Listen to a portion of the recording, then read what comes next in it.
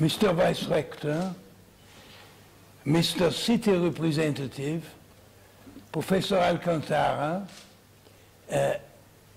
members of the Executive Committee of the ECPR, colleagues, friends, and even people I don't know. You're welcome to listen to what I'm saying, or if you want, you can go. I must thank Professor Alcantara for so many things. He has been very, very helpful to me and to colleagues of mine in connection with Latin American studies, and we are actually in the process of preparing a project which is related to a number of presidents in a number of Latin American countries. I am very grateful to you, Manuel, for having some trust in me, thinking that I can replace Scott Mainwaring, which can necessarily be a considerable limitation, and I hope doesn't make people too unhappy about having to come tonight. But I am very, very honored that you should have thought that I could conceivably replace Scott Mainwaring. The real problem, if you want, is that I could not take up this mission of doing a lecture on a meaningful lecture on an aspect of Latin American politics, because although I've been very interested in Latin American politics for a very long time, I've never really worked on it sufficiently systematically to be able to provide a lecture, Mr. Vice Rector, who would be of value for this university. So that in the course of the last 24 or 36 hours, I have tried to produce something which, in a sense, takes in aspects of Latin America, but is essentially connected to the political science community and the political science profession, in terms of what I think may be a number of problems which the political science profession has and have to be, in my view, solved. Before I go into this, may I say that I am most grateful to Professor Alcantara and to all of you for having a certain amount of respect for what I'll be talking about, in view of the fact that I have been involved in the ECPR from the beginning. As I think it was mentioned earlier, I was associated with Professor Rokkan from Bergen, from Norway, who unfortunately died in the 1970s, I believe, but who was really a force of nature in trying to develop political science and sociological analysis on an empirical basis and on a European basis. His knowledge of languages across Europe was absolutely fantastic, and his knowledge of data relating to the various countries of Western Europe was also extraordinary. And I gained an enormous amount from being connected with Stein Rokkan, and I wouldn't want to give such a lecture without at least having remembered him and saying that to an extent I owe to him the fact that I'm standing now to talk about problems of the ECPR.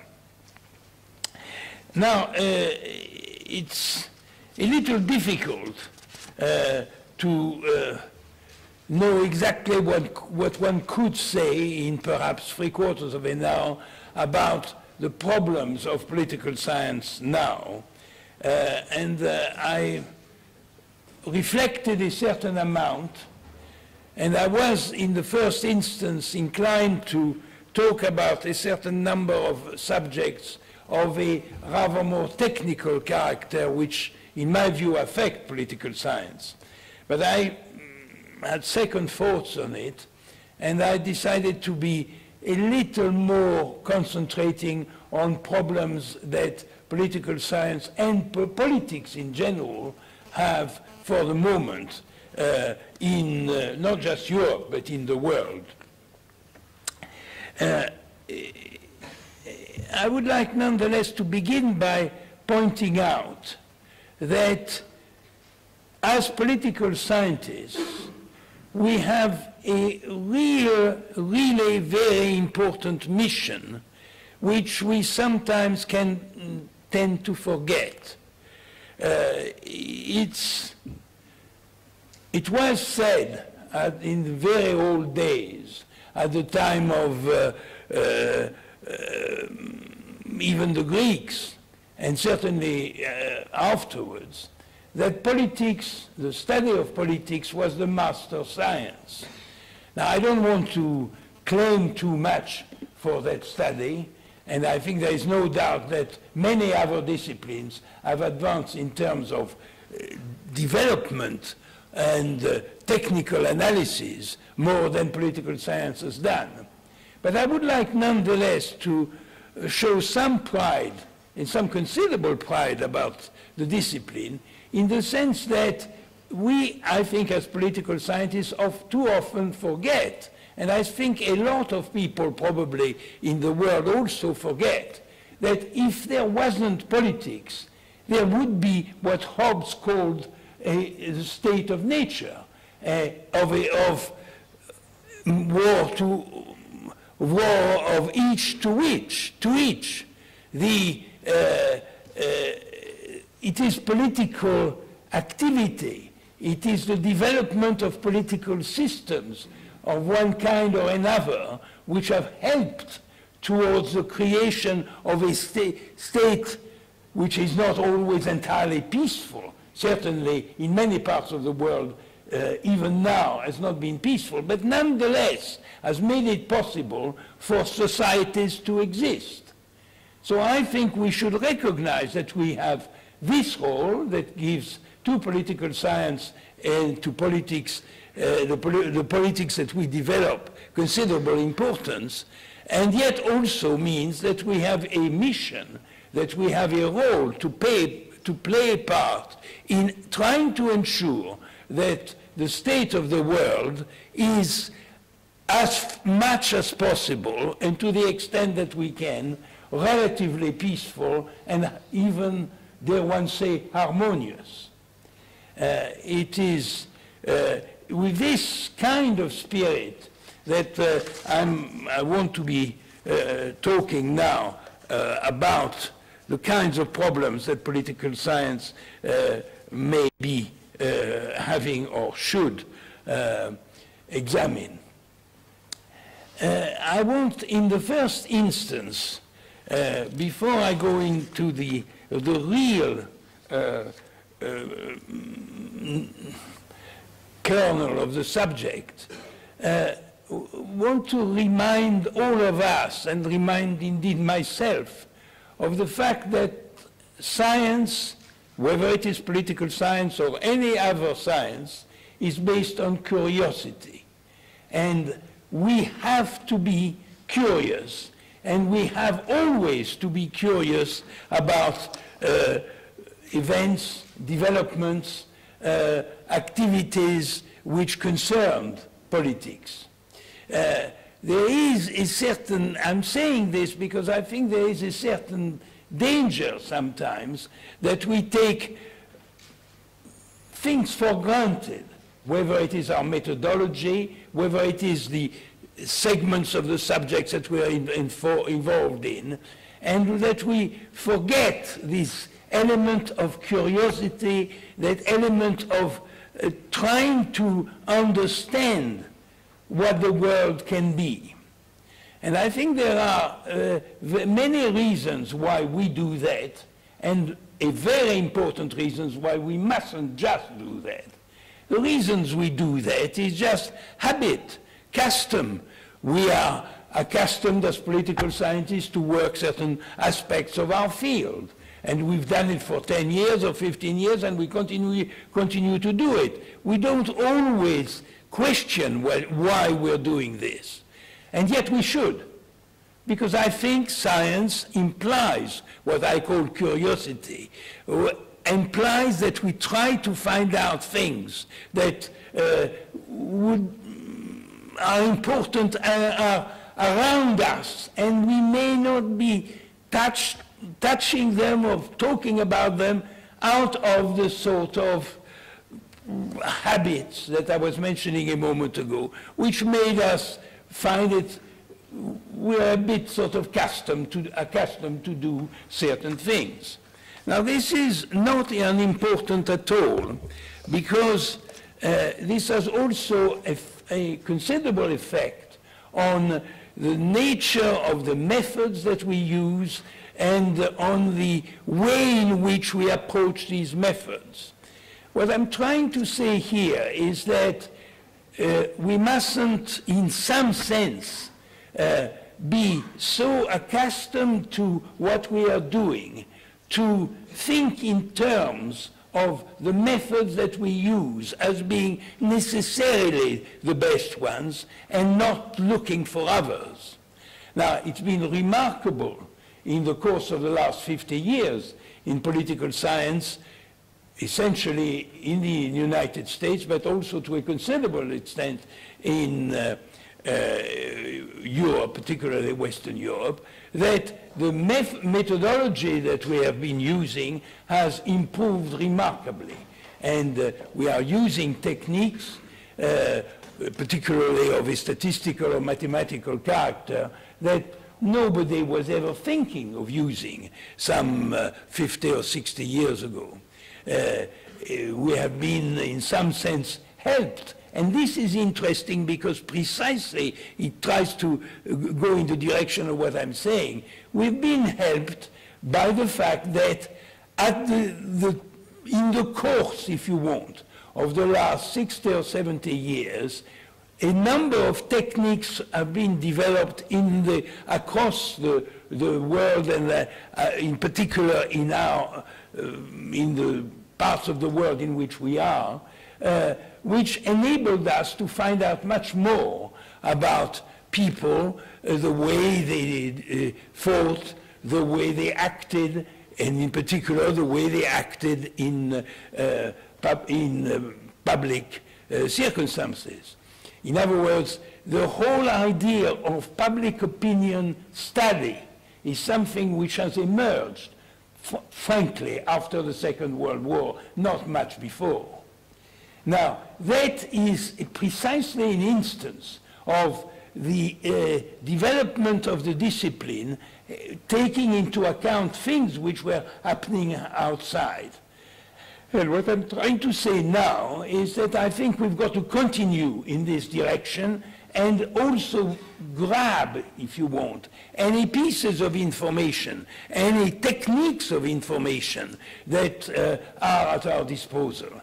And I'm trying to suggest that we must fight the danger that we may have of getting accustomed to what we're doing, to using the techniques that we have been thinking 10 years ago were the most advanced, and not to sort of continually think about ameliorating what we are trying to do. And we must never be slaves of these techniques. We must, and I come back to what I was saying about curiosity earlier, I think we must go as far as possible in the directions which are new and indeed resist tendencies to practice the kinds of things that we have been accustomed to do, and only these things on the grounds that this is rather simpler. if we do this.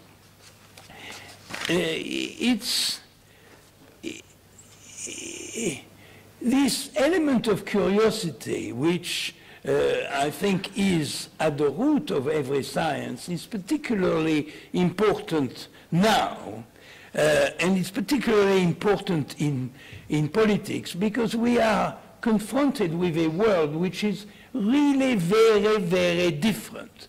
In a moment, I want to look at the kinds of things that we, as political scientists and as politicians, as citizens of societies, have got to examine. And this world is now so complex, so difficult, with so many new countries having emerged, that we are forced, and we mustn't resist any attempt to avoid this force. We are forced to look for different things, to look for different kinds of models. And let me say just one other thing before I enter in the key of the topic, which is that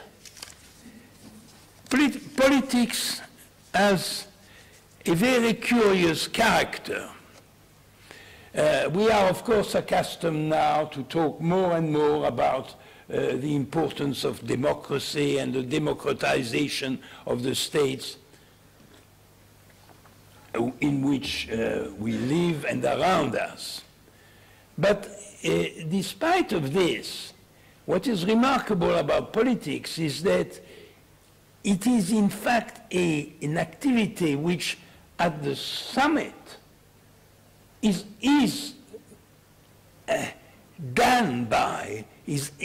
actively done by very few people.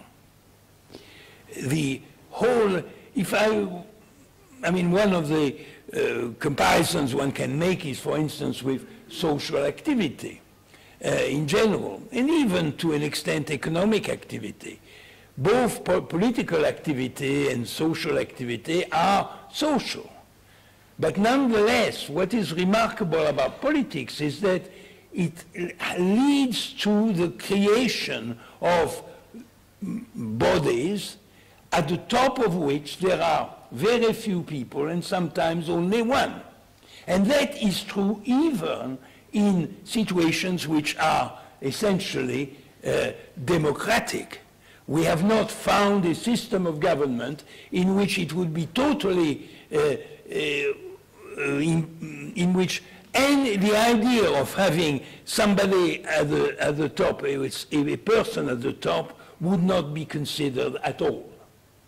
And therefore, we have, as political scientists, to be confronted with a kind of a curious sort of almost contradiction between what I was mentioning a moment ago, the fact that opinion polls have enabled us and others, journalists, others, to examine the public in general, to look at public opinion as it's a phenomenon which has to be studied. And yet, at the same time, we have to look at the analysis of politics in terms of something which ends in this manner to the top, in which people at various echelons, somewhat between the people and the top, are decreasingly numerous, are more and more on their own, and often have been for many years on their own or dealing with a few individuals. Now, I hope you will not mind too much my having sort of gone through this preparation in a sense. It's because I think we forget, too often that we are, in a sense, involved in a process in which we have, on the one hand, to judge whether a system can be regarded as democratic, as peaceful, as acceptable, let's put it like this, And this means looking at societies at large, at political societies perhaps, but societies at large. But this also means that we have to look at the ways in which we can ensure, at least as far as possible, that the ways in which the political process will take place will be done by people, a few individuals who will have on their shoulders the whole of the duty, but whom we are prepared to recognize as being acceptable, justified, legitimate, and whom we would want to give their support, perhaps our support, perhaps by in a number of ways,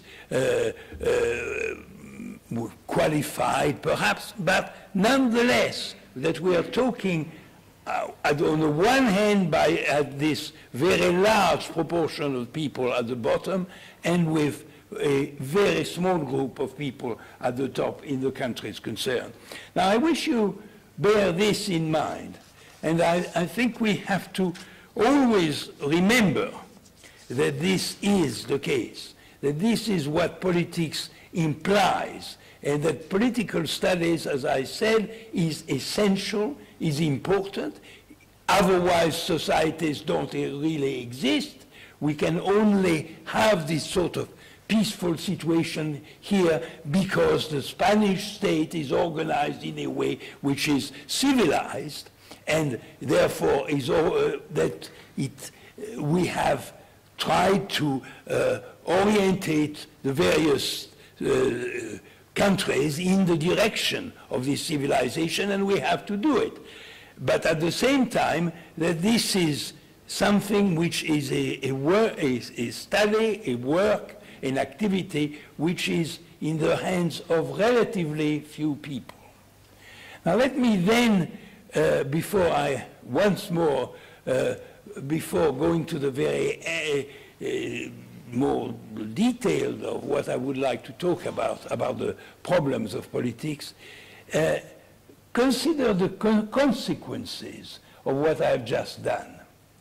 It is very often said, it's almost assumed that there is a sort of skepticism, let's put it like this, among the common people among their politicians. That, well, politics is an activity at the top which is not always very, very nice. And I fear sometimes that political scientists are inclined to recognize that some politicians are not very good and there are difficulties and problems. Indeed, it is our mission, it is our role to have to say this. But this must be at the same time on the basis of the recognition that these people at the top are essential. We could not live without them. We might want to change them if we don't like them, or if they are inept or corrupt or whatever, but nonetheless, the function of being a politician at the top is fundamental. And it is no good, no use claiming that the people at the top are what they are and that it is unpleasant, not agreeable, etc. We have to, we are in a sense forced, and we should have the courage to recognize that we are forced to accept that we have to make as much effort as possible to ensure that the people at the top are precisely the ones who would be most likely to achieve well what they are supposed to be, because it is inevitable that there should be some people at the top, and only through efforts of associations such as ours, but also by osmosis throughout the society, can one try to ensure that it is actually the case that the people at the top have the qualities which are required. I'm sorry I went in I'm not too sorry, as a matter of fact, but I apologize, let's put it this way, if you have found that I went a little too long in trying to explain what politics is, because we so often forget it. And I'm not talking only to those among you who are not political scientists, I'm talking also to the political scientists themselves. But now, let me come to what I think I really ought to talk about in connection with the problems of our societies for the moment, which can be summarized in two words, namely that we have to aim at having a one world, that the world must be one, that if we do not achieve this, there would be very considerable dangers, and we shall be leaving to our successors, the generations afterwards, a situation which may well be as bad as the situation which was found twice in the 20th century. Fortunately, Spain was at least on the border and not directly involved in both catastrophes. But I wonder how many of you ask yourself, what would be the world of Western Europe if these two major wars had not taken place in the 20th century? How would we be like? How much more agreeable the world physically, materially would be, and possibly also intellectually and psychologically. Now, it is clear that we can't want to have this again. It is also clear, however, that this idea of having one world is a bit of a difficult thing given the problems that have to be solved. Of course, we can say as individuals, well, we can't really, as an individual, I can't really ensure that there will be, that the world will be one.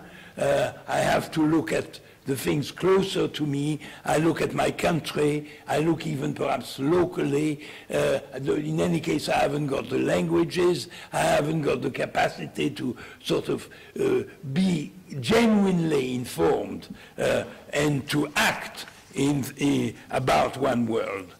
Well, maybe this is what we think, but I think we ought nonetheless to spend just a little bit of time, a few minutes, to try to ask oneself, what are the things, what are the situations which are now positively so dangerous or so worrying or are potentially so dangerous and so worrying that we should start talking about them very seriously and examine very seriously what could be done about the problem. Now, in the course of the last 36 hours or so, I tried to think about the problem, and it seemed to me that there are really four elements which four aspects, four geographical aspects in which we ought to be particularly concerned. These are the question of China and its future. In view of what happened very recently, but it was, and I'll come back to this, it was to be could be predicted, the question of how Russia is going to behave in connection with the whole of the world and possibly Europe in particular, but as a world power. There is the question of sections of Asia, and in particular the whole of the Middle East area, which sometimes I prefer to call West Asia, I think the expression Middle East is somewhat colonial in a sense. It's a Middle East for Europeans, but as far as they're concerned, it's West Asia. And West Asia, and maybe the consequence in parts of North Africa, constitute also areas which are areas of danger. And finally, there is Africa as a whole. You will see, Mr. Vice Rector, that I'm not quoting Latin America among the areas which are problematic. I will come to Latin America, but I do think that Latin America has overcome many of the difficulties that it had ever since independence in the 1820s or 1830s. And I want to an extent to see how far what has been done in Latin America could be useful for other parts of the world, and in particular in connection with Africa. Now, precisely let me say what areas are perhaps those for which we ought not to be too worried, or on the contrary, for which we ought to be very happy. One is India. I mean, I happen to live in England, or have lived in England for a very long time, and I don't want systematically to sing the praises of England or of Great Britain for the reason why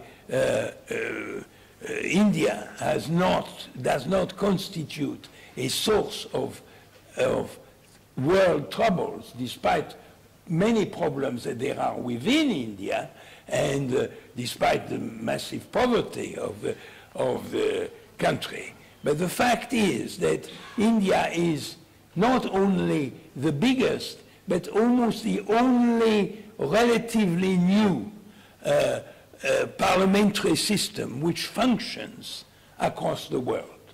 It is a success which is remarkable, and for which people have given explanations, but in many cases I think these explanations come short of the reality. India has been a fantastic success on the world sphere, and I think to an extent at least, the British citizens should be relatively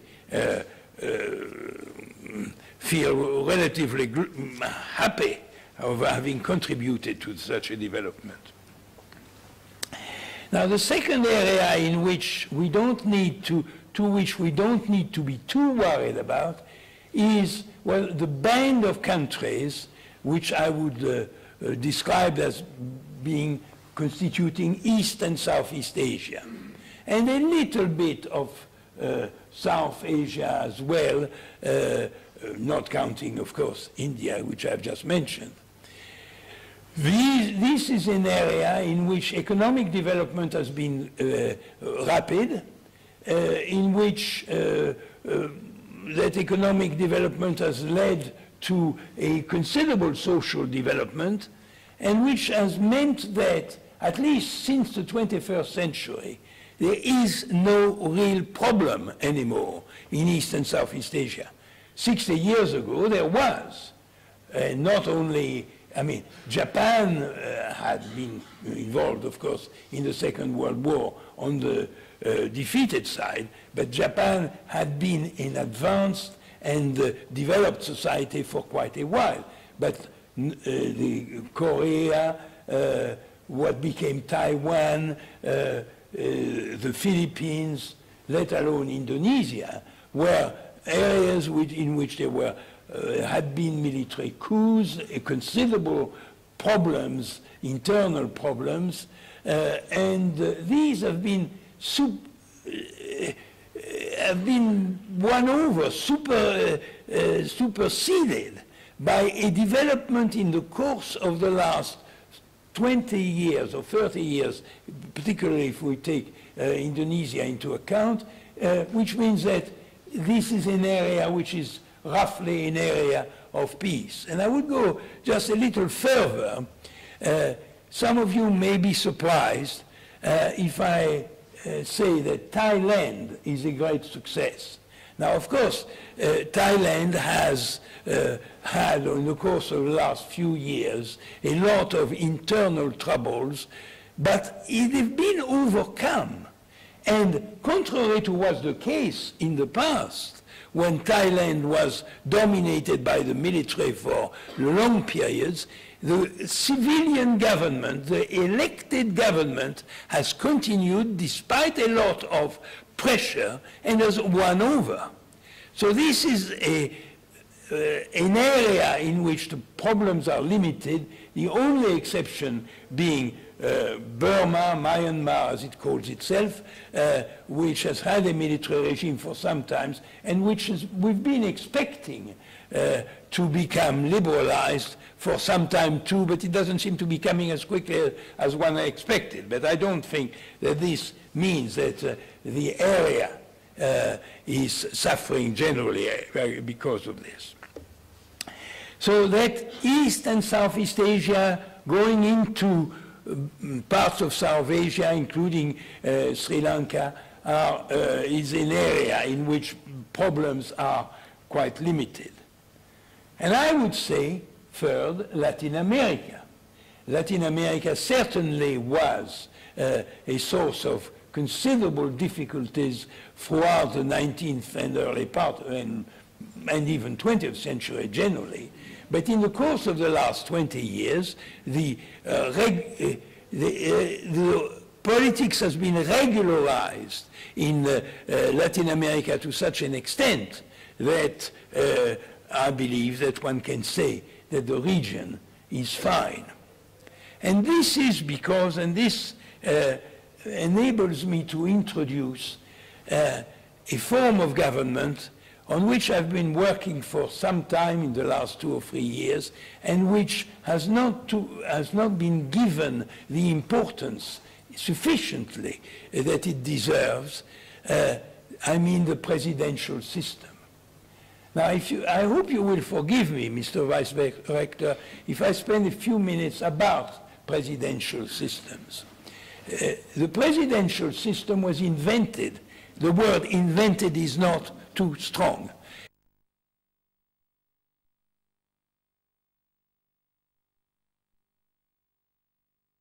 Was conducted, was led. But the one thing which is clear about the Republican Rome is that there was not one president running the country.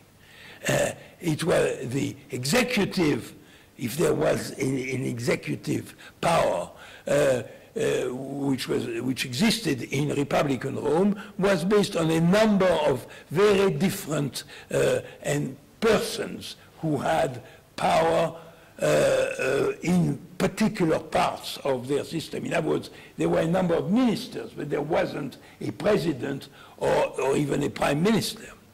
And the second thing, which is very important, which is perhaps in some ways even the most important aspect of the American constitutional system, was that the president was elected for 4 years, and indeed could be re-elected, and at the time, until 1945, an amendment to the Constitution, indefinitely.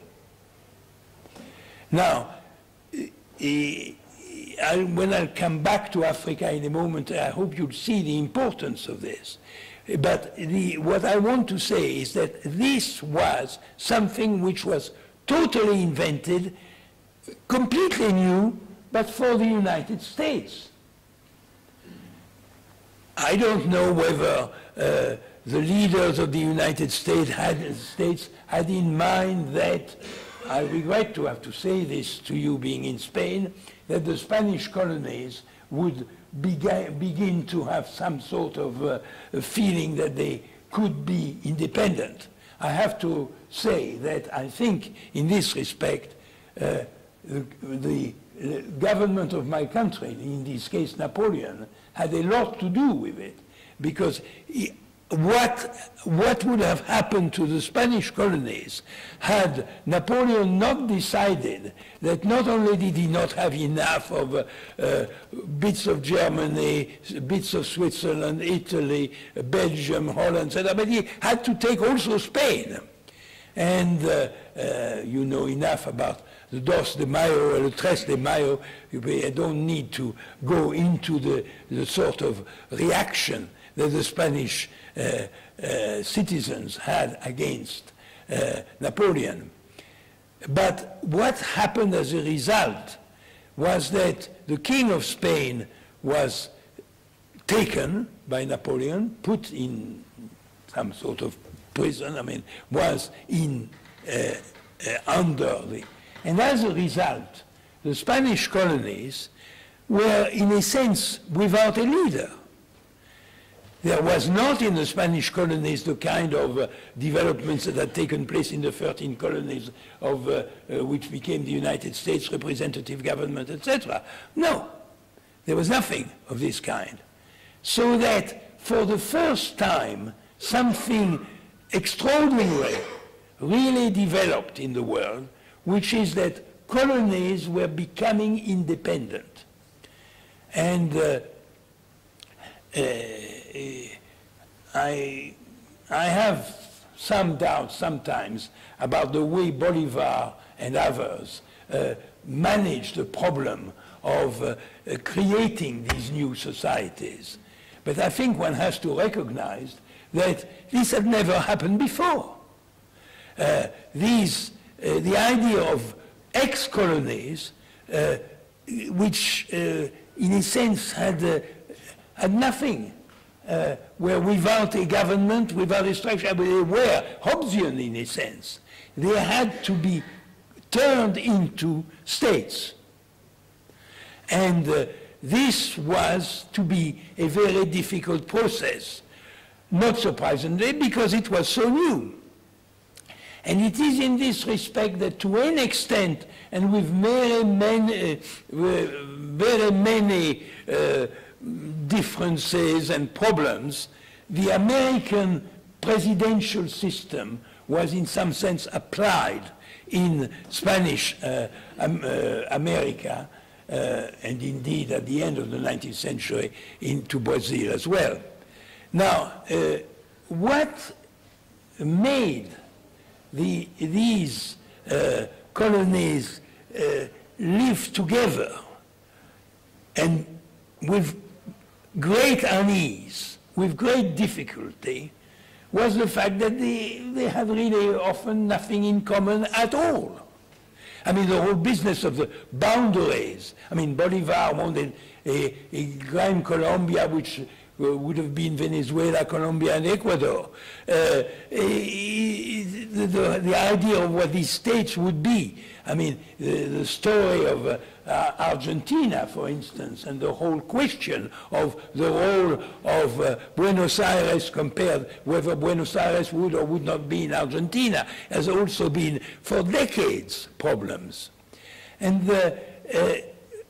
for these countries, one problem was essentially to have some kind of legitimacy, to some basis on which they weren't like Great Britain or Sweden, states which had a past. They didn't have a past. They didn't have a past largely because, in this case, the Spaniards, but in Africa, the French, the British, etc., in a sense, erased their past. And added people who came since and were not necessarily having the loyalty to the past that they had. So it is in this context that I pray that you realize that the presidential system has been particularly important, because it is the presidential system which enabled these countries gradually, with difficulty, with a lot of coups actually, with a lot of presidents not lasting very long. But it is the presidential system which made it possible for some leaders at least to emerge as presidents and to give some sort of direction to the states which were being created. The role of the presidential system in doing this made it particularly and accidentally, because the United States had not been created for that purpose. It was created to manage a state, much easier state to manage, as it were, the United States. But it proved extremely useful because there were two things that could be done or might be done by a good president. One, these were all men at the time, he was a kind of monarch without being a monarch. Mexico tried to have monarchs twice, and in both cases it ended very badly. They couldn't have monarchs because you needed to have a family which had been connected with the land for a very, very long time for such a monarch to have a legitimacy. So it was a near a substitute, if you want, to a monarch, and a monarch was elected. And you repeat what I said earlier, that the president was elected for 4 years in America and indefinitely could be. And they went in the Constitution of the United States as near as possible that they could be to an elective and re-eligible monarch. But there was another reason why the presidential system was so important. It's because if you don't have any legitimacy, then you take it. And usurpation by military or semi-military groups, often groups of people who were just bands, if you want. But usurpation, meaning the taking of power without any kind of rule, without any kind of agreement about how the leader would be appointed or the president would be appointed, how long he would be appointed, without any kind of justification, if you want, for the existence of this symbolic person that the president constitutes. If the presidential system had not existed, then there would have been usurpation all over the place. There was no alternative. You couldn't have a monarch, and given that you couldn't have a monarch, the only thing you could do is grab power, except that the presidential system was there. And not only Bolivar, but many of those who continued had in their minds that something like that could be created. Something along the lines of a president, perhaps not elected by the people, perhaps Bolivar at some point wanted somebody who would be president for life. I mean, there were all sorts of difficulties in the development of the whole idea. But what is important is that this notion developed a non-usurping leader, a president, and around in sometimes chambers, parliaments, etc. And gradually, over the 200 years by now almost, that Latin American countries have existed, at least Spanish American countries, not all of them, not Panama, but that the system had become more acceptable and more accepted. So that is why, in my opinion, these Latin American countries have not been, are no longer a source of trouble. Now, I did say that I wanted to talk a little, and I hope I'm not too long, of these 4 areas in which I think that there is possible problems. China, Russia, the Middle East or West Asia, and Africa. Now let me dispose of Africa immediately, in the sense that, fortunately, the presidential system has existed. And I think while African countries are only independent have only been independent for about half a century, and even less so in some. Nonetheless, there is a possibility of gradually developing a system of government based on the presidential system, which would be acceptable. As a matter of fact, if you look in detail at the countries of Africa, you discover that while almost all of them are on paper presidential, there are at least a third of them which have had a regular form of government in the course of the last 30 or 40 years that they've existed. This is true of Tanzania, this is true of Senegal, and I'm not taking into account South Africa from this point of view. And this is true of quite a few others. And therefore, that I can see that while there is a problem in the case of Africa, and while we must try and nurture this idea that the presidential system be developed there in a way which, as in Latin America, has proved to be successful, and where I would hope Latin Americans might indeed help in showing the value that the presidential system has had in their countries. I think the source of trouble which Africa is likely to produce is very small. I wouldn't say that this is the same for the other 3 areas. I am very, very worried about the situation in the Middle East or West Asia and indeed North Africa, because there is no doubt that there is profoundly there a sense of grievance against the European powers, and I suppose in particular British and French, but also others, which have occupied this territory. And the sense of pride which has been demolished to a very large extent as a result of the influence of these 2 countries and possibly others, and perhaps Europeans in general, has a very large effect. And I think the Iraq war, which took place some years ago, didn't help in this respect. And I think we are going to live not just in the Middle East, but also, as we have seen more and more in parts of West Africa, for instance, consequences, and indeed in our own countries, consequences of this sense of rancor, of grievance, profound grievance that members of these countries have.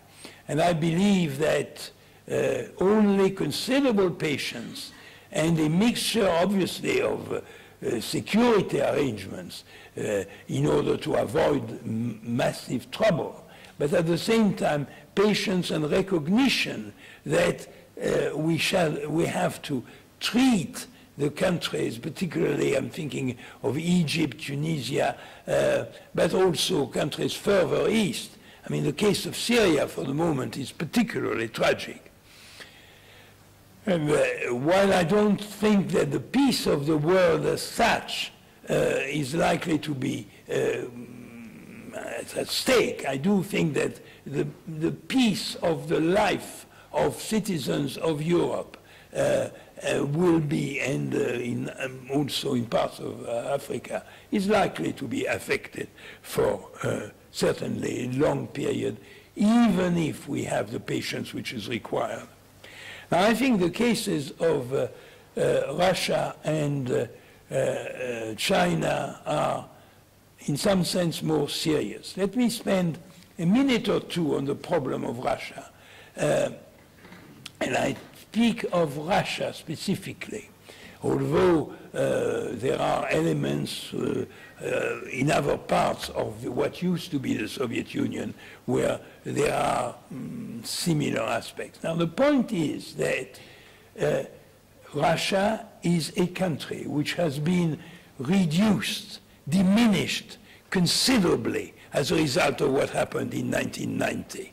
the end, and one does understand that there should be a revulsion against Gorbachev among many Russians, because he is viewed, rightly or wrongly, as having been the artisan of the demolition of what was a big empire.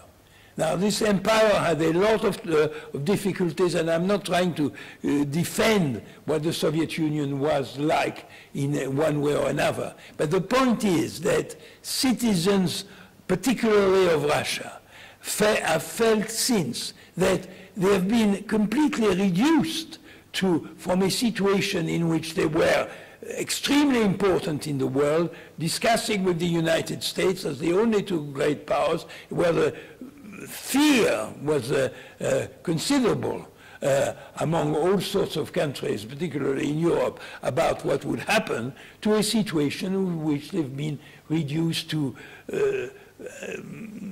be merely a provider of gas, electricity, or oil. And it is not surprising that Putin recently should have said that Europe is going to face the consequences for its gas and its oil.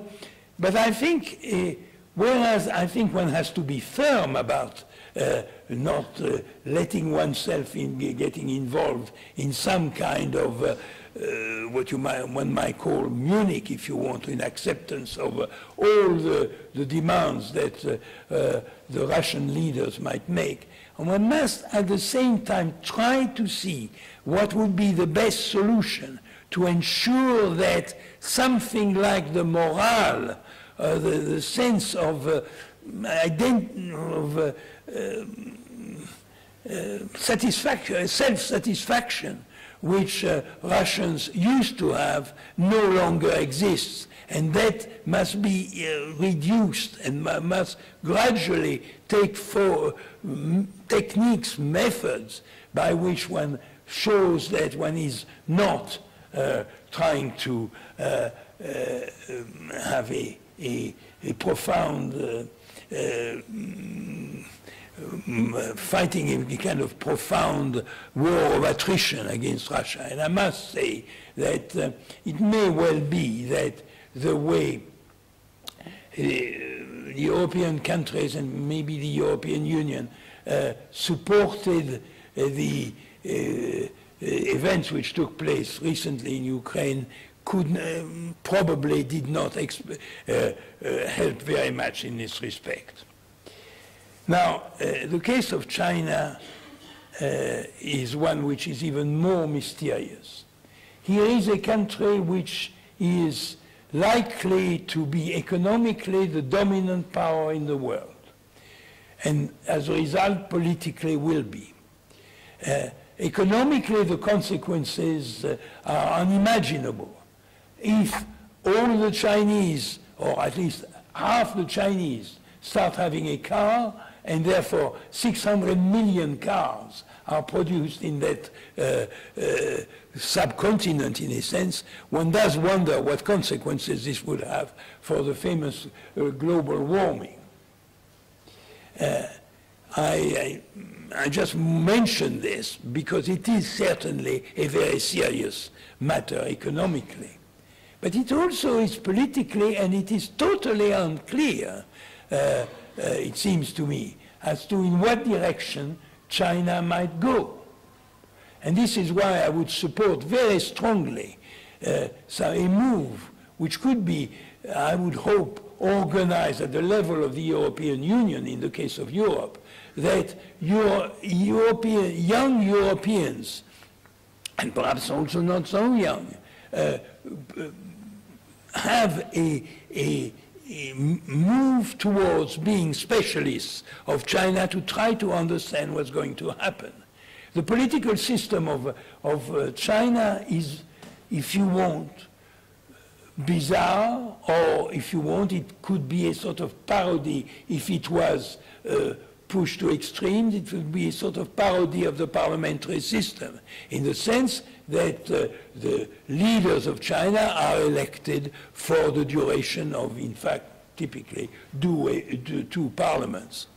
But it is not clear that this is going to last indefinitely, nor is it clear as to how all this will develop when the kind of pressure from the bottom, which is already taking place, will lead gradually to a degree of liberalization, call it what you want, of opening up of the political system. And it is not clear at all that the kind of political system which will be created will be one which will be stable and solid.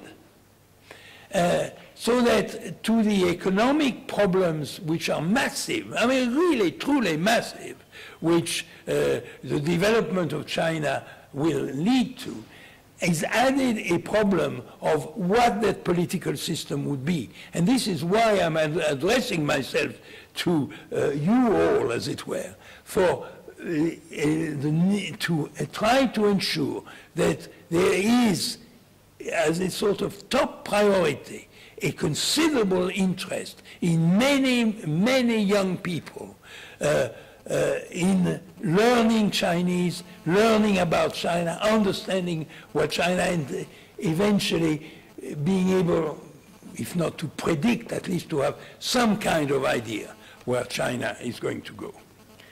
Now, ladies and gentlemen, I'm afraid I have spoken a bit too long, and I hope I will be excused. I wanted to try at the same time to show, in a sense, what the vocation is of political science, why it is important, and why it has to have a place, and a central place in the development of academic disciplines, at least in Europe. But at the same time, I wanted to show that we are confronted with a number of difficulties which cannot, in my view, be thrown out, abandoned. I think the question of Africa may solve itself, but some help will have to be found. I think the question of the Middle East or West Asia and bits of North Africa is so serious that, again, here I think there should be much more work as to how one could gradually diminish the tension that there is between Europeans, particularly French and British, but also others, and the countries of the area. I think the question of Russia, as I hope to have shown, is also extremely difficult, and it means considerable amount of tact and intelligence and gradual avoiding decisions taken that one will regret afterwards because they've been too strong. And yet, because there is some profound problem which Russia is experiencing. And the case of China is not because I am afraid of what China is like. I don't know. One doesn't know. I don't think anybody knows what China will want. But when it becomes the first power in the world, which will be perhaps in 20 years, I don't know, perhaps even earlier, then it will be extremely important that Europeans should have a big number of people who are sufficiently specialists of China to be able to advise as to what kind of policy ought to be developed by the European Union and by the various countries of the European Union. On this,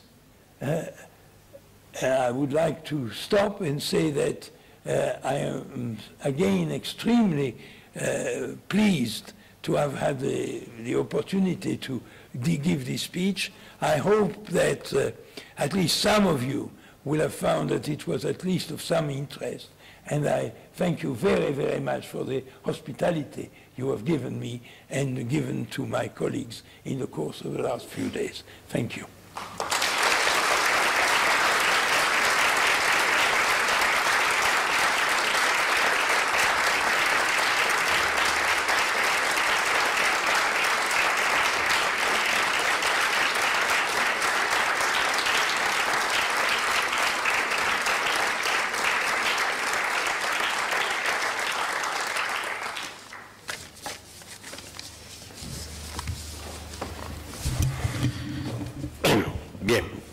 Quiero empezar mi intervención, desde luego, dándole a todos los asistentes la bienvenida a la Universidad de Salamanca y también agradeciendo a todos aquellos que han hecho posible que esta reunión científica se celebre en nuestra universidad. En primer lugar, al Departamento de Ciencias Políticas y Administración Pública, representado en esta mesa por mi colega y amigo, el profesor Manuel Alcántara. Desde luego, a la señora Piatoni, en representación del Comité Ejecutivo, que ha hecho también posible, naturalmente, con su aceptación, que esta reunión se haga en Salamanca. Al profesor Jean Blondel, por su espléndida, magnífica y sugerente conferencia, y desde luego al premiado con el premio Jean Blondel. Mi agradecimiento porque también es para nosotros un honor el que estén ustedes con nosotros, porque en esta institución nada de lo que es el análisis y la reflexión política sobre la administración y la gestión de lo público en estos 8 siglos de existencia ha sido ajeno a ellas. Dear member, European Consortium for Political Research, welcome to University Salamanca. You are an institution where nothing of politics and the administration and management of public in this 8th century of existence, it has been stranger to it. En esta institución académica se discutió y analizó la viabilidad del proyecto de Cristóbal Colón y las consecuencias que tenían sus afirmaciones una vez descubierta América de cara a la integración de los derechos de los indígenas. Nada banal. Perdón. Sí.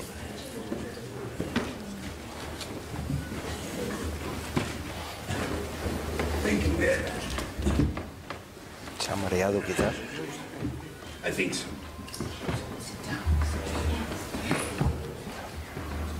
Thank you.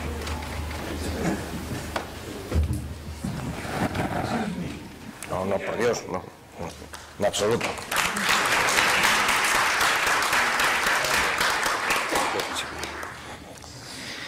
Indicaba que nada de lo que ha sido la política europea y española ha sido ajeno a esta institución. Me refería al descubrimiento de América y en general a toda la gestión de los derechos humanos en esa época. Fue en este periodo histórico en el que convivieron algunos de sus miembros más brillantes y se construyó la llamada, se refería a ella el teniente alcalde, la Escuela de Salamanca, referencia básica en los anales de la construcción del derecho de gente moderno, del derecho internacional y, aunque menos citado, no por ello menos importante, también de la ciencia económica moderna. Pero no solo fue en esos siglos, sino en el siglo XVIII, la Universidad de Salamanca contribuyó fundamentalmente al desarrollo de la Ilustración española.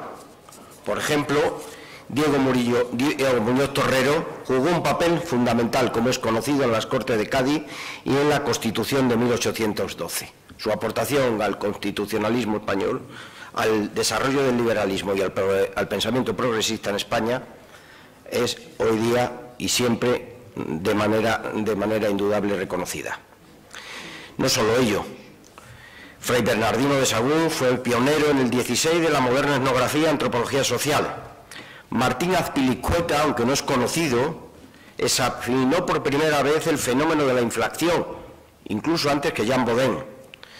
Tomás Mercado, de Mercado, fue pionero en el análisis económico. Diego de Covarrubias, Antonio de Covarrubias, Hernán Cortés, Bartolomé de las Casas, Luisa de Medrano, la primera mujer que fue profesora en una universidad española, el conde Duque de Olivares, Mazarinos, Manuel Belgrano, Bravo Murillo, Miguel de Unamuno, José María Gil Robles, etcétera, etcétera.